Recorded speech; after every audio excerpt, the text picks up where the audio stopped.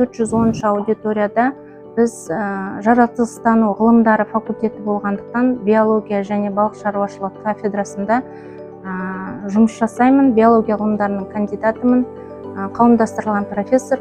Осы жерде біз жануарларды өсіреміз. Студенттерге сабақ өте қызықты болу үшін бір жағынан көзбен көріп, қолмен ұстасын, студенттер білсін жануарлар жайында, тірі табиғат жайында білу керектігін мен өзім қолға алып, осы жануарларды 410-да өсіріп келе жатырмын. Енді мына жерде байқап отырсаңыздар, гуппи балықтары мен суда тіршілік ететін ұлуларды өсіреміз. Бүгін міне осы балықтарды қоректендіруге арнайы хлопиялар бар. Хлопияларын бекіп салсаң, тамақ жеуге келеді өздері.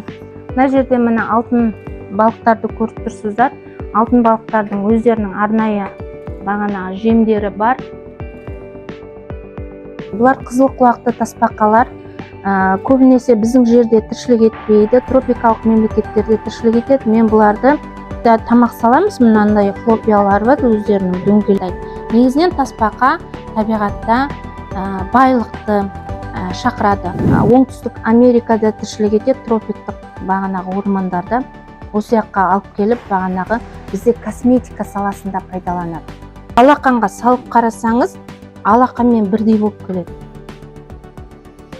Ең үлкен осыбы міне алақанның басынан, міне саусақтың ұшынан бастап мына жерге дейін есептейміз, бұлардың ең үлкен осыптары.